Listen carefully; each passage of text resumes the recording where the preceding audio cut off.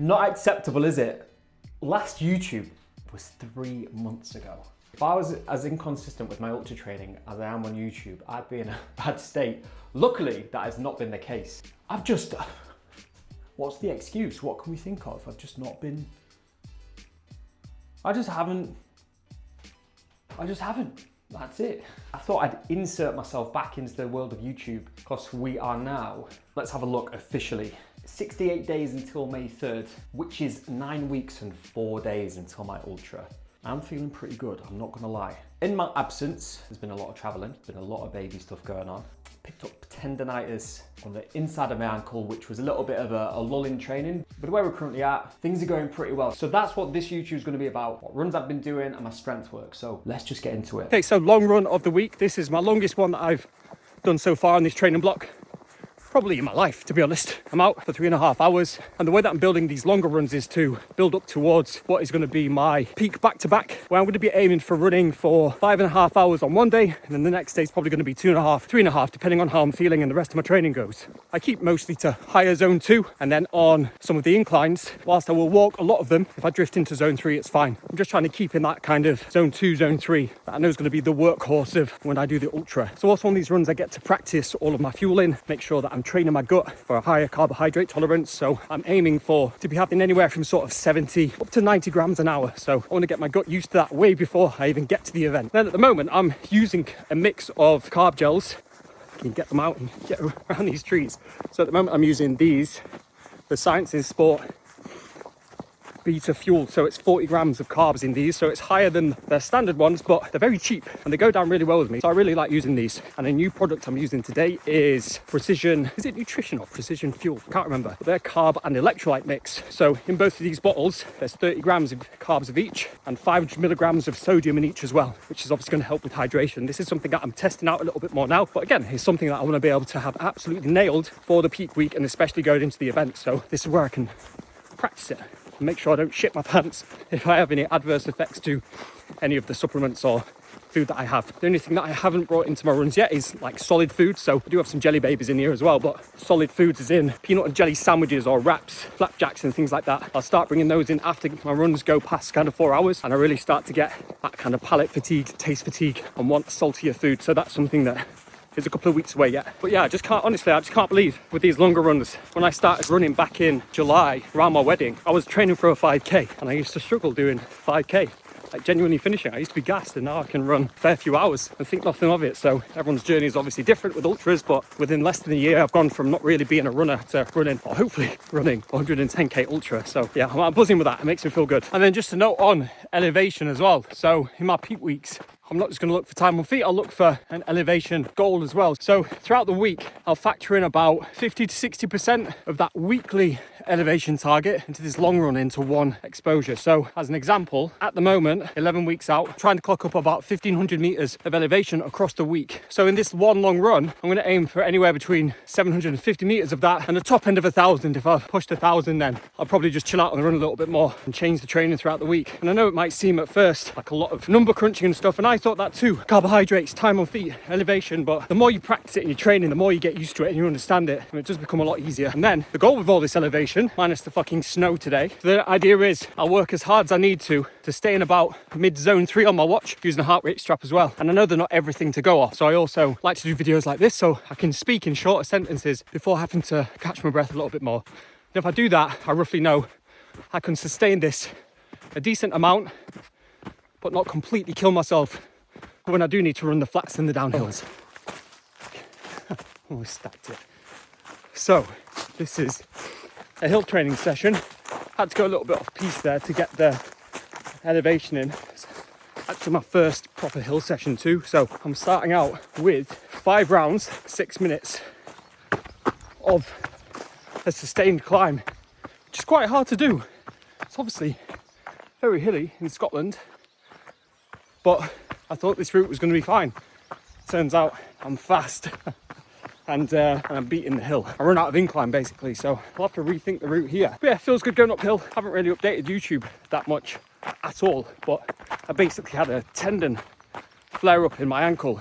So a lot of impact work downhill any speed workout. Stopped for a little bit, which is a little bit annoying, but it's back now, and these kind of things just, I don't know, cement it that it's back to full health. So now these kind of runs are going to be staples pretty much every week. And the idea is to obviously improve how I go uphill, which will help massively with Ultra X in Inverness, which has, I think it's 3,500 meters of elevation across that. So towards my peak week, like I mentioned on the long run, I'll build up my total elevation for the week using these kinds of runs. And that's definitely one of the biggest learning curves.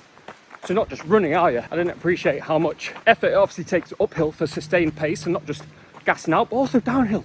Downhill absolutely hammers your joints.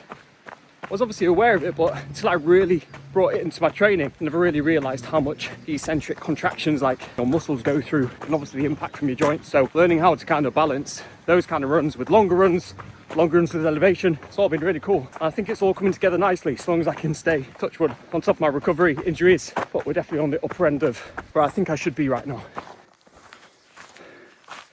Oy, so that's the last hill done. 400 meters of elevation, which a little bit low. I wanted to get about, I think 500 was my target, but I just need to rethink this route. But still 400, pretty happy with that. But yeah, I need to go probably onto those hills when the snow fucks off. Nothing worse than trying to run up hills in the snow and trying to keep a decent pace. It just turns into a bog, kind of defeats the objective of what I'll be trying to do in May. So always testing and adjusting, aren't you? Anyway, so that's hills done. Just a gentle jog back down to the car, and then tomorrow we'll be going into a strength workout, which I'll put into this video because it's turned into a training week video. Also, quick side note, I know obviously deforestation is a thing, reforestation is a thing, but I used to come down here with my dog and that used to be like a big massive wood, and it was a bit like he was in fucking Avatar or something trying to find the Na'vi, but now it's just like, it's not really a well kept secret anymore, that waterfall. That's a little bit annoying. Imagine being like a squirrel who lived over there. Get back from a hard day of collecting nuts. Your fucking house is just gone. Fuming. Anyway, I'm sure they'll plant more. And to be fair, if you can see, like in the wind and all down this track anyway, these massive trees would just fall over. So I guess it saves someone from getting flattened by a log. Yo, so Wednesday now. I always check my watch, don't I, to check the day. I don't even look at the day, I just gives me a moment to think. But off to the gym for my first full body session of the week. So I do 2 of these a week. I honestly think strength training should be part of your training no matter how much running you're doing. So 2 full bodies a week for me is mega easy. I do have a bit more flexibility than most people with the way of my job, with it being online coaching. So I work from home, work for myself and all of that. My gym's like 5. I should really walk, if I'm being honest. It's very lazy of me, but calves are a little bit tight from yesterday, so that's my excuse. But I'll show you the basic of how a strength session looks. So I'll get into the gym and just start warming up basically. Jump on a bike, keep it very chill, just get the heart rate up a little bit more, and then I'll go into some band work. So I always work from the bottom up, so look after my feet first, ankles especially, then go on to some hips and knees again with a band. Quite a lot of glute work in this that gets a little bit crampy, but it's all good. And then into upper body, where I just move my shoulders around as much as possible, band dislocates, external rotations, some band pull aparts, those kind of movements. All of that is kind of corrective exercise, prehab if you want to call it that. I'll typically go from anywhere between 2 and 3 sets of about 20 reps each. Then we get into the main strength phase of the workout. So I'll start with trap bar deadlifts. This is my big lift of the day where I do want to be lifting a heavier weight. The deadlifts are done. I'll go on to upper body. Pull-ups is a favorite at the moment, always has been. And straight back to the lower body next with some barbell hip thrusts. Gotta have big booty for all this trail running that we're doing. Look after the hips, looks after the knees. And we swing back to upper body, to bench press, just so we don't get skinny. Oh, you know, running so much and not lifting as much. As much as I love the ultra prep, I do miss lifting weights. So I've got to keep some upper body in there somewhere. And then a little bit more lower body. My body was feeling quite fresh in this session, so I added in some step ups. Then just looking after the calves and hitting some seated calf raise. I don't have a machine in my gym, but this does the job very nicely. And then to round off the session, into some biceps and triceps. Again, just because we are running, it doesn't mean we can't try and have massive arms, does it? Right, done. I always throw in arms. I never put it in my program, but I always throw them in. One thing I do not want is to lose any of my muscles on my arms while I prep for this ultra. Thought I'd set the camera up. No one's around, so I don't feel like much of a dickhead setting it up in a car park. So, 2-hour run today. It's just time on feet and a bit more elevation, so nothing too hectic. Still pretty cold though, so again, at least it's not raining, but path's a bit icy as well, and I don't really have that much grip on these hookers. Thinking about getting another pair of speed goats just for more grip. I'll probably get them and then everything would dry up, so I wouldn't need as much grip. These hookers have been sound. I've slipped a few times, but nothing mental.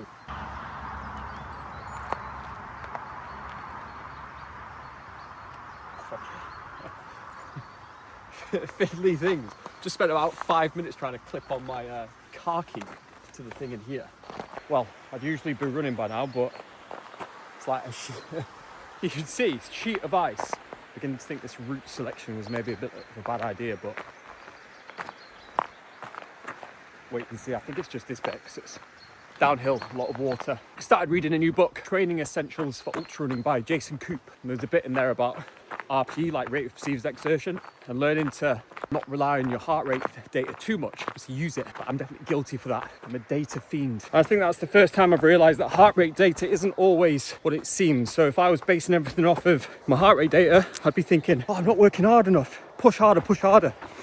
And it would end up me overreaching far too soon. Got to concentrate on this bit. Icy downhill. But yeah, it would end up in me probably bonking when I've still got a couple of hours left to run. So it's a bit of a skill I'm trying to learn rather than relying on my watch so much. Almost absolutely stacked it then. Right, paths aren't too bad. Uphill. In case you're wondering why I'm walking. First carb gel for about, I usually wait until about 30-35 minutes, but about 25 minutes my stomach grumbled. So rather than wait, I just get it in now. Probably should have set off a little bit sooner after my breakfast. I think it's been about 2 hours, but not the end of the world, is it? We'll live, we will live. Quite nice on this bit. It's icy, but the snow's grippy. It does make the steps feel a lot harder than they need to. Just done a loop of this like reservoir track. Quite decent actually, about 8k, 300 meters of elevation. But on this second loop around, there's a high point, a hill that I missed out for the first one. Second one, I'll just go up to get some more elevation on this run to box off this medium run of the week. Right then, that's the hill that I looped around last time. I'm just going to power hike it though. But I'll probably come back to this hill on my hill session. I think it's a lot more suitable for that dedicated hill session that I do. Almost up. I've got the drag of the hood just. It's like a parachute. I got the large, maybe I should have got a medium. There we are then. Oh, no, nearly slipped. A bit windy, not going to stay up here long. I'm going down a different way that I came up. I hope it leads to the same track. Alright, so we're just about to wrap up this run. I think I've got like 5 minutes left. 15k in reasonable conditions. It's just the ground, isn't it? Ice and snow, etc. But what are you going to do when you live in Scotland? And if I was in a warmer country, I'd moan it was too hot. So the grass can always be greener. But honestly, can't beat Scotland for some of the views, like unreal. Make sure I've not got snot all over me for the YouTube. I never know what I prefer doing, going up because there's less chance of you slipping and breaking your neck, or going down because, well, just easier, isn't it? Oh fuck, I forgot about how icy the start was as well. Murphy, what's this? This is meant to be a bike ride today. Well, stacked bike, but been in my little office all day. So I fancy getting out and 2 birds, 1 stone with my dog, who is just very crap on the lead. He's not used to me running with him, basically. But anyway, this is just a recovery run, like zone 1. It's very slow, but helps with the time on feet target that I've got at the moment. And I had to pause the video for that. I was saying he's bad on the lead.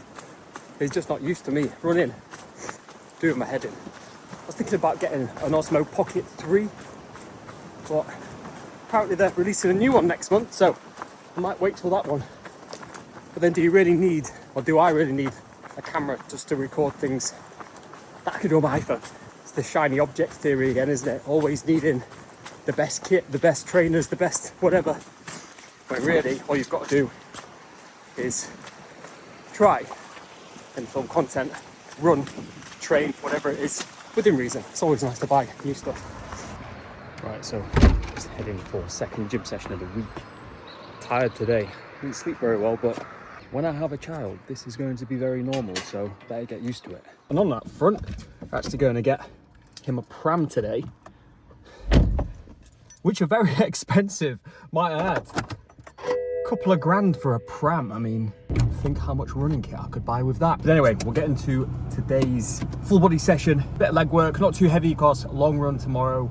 Pretty much the same setup, a couple of different movements, all right? So always go into the banded work, look after the ankles, knees and hips. Try to change the movements up a little bit. And that first main lift of the day was a Romanian deadlift. So a big hinge again, really looking after the posterior chain, everything on the back of my body. And I'll flip into an upper body movement straight after this. So overhead press was my choice for that first one. Gotta try and keep the shoulders like boulders, right? And then we bounced back to lower body. This box was awesome for Bulgarian split squats. Again, single leg work, never ever neglect it in your training. Once we finished up with those, going back onto an upper body pull. So bent over rows, another favorite of mine. I think any pulling movements just feel good, whether it's vertical or horizontal. Just to round the session up, I threw in a little bit of extra leg work, nothing too heavy, but I really like the hamstring curl for some extra volume on the legs without cooking the lower back. Boy, oh boy, am I glad that is over.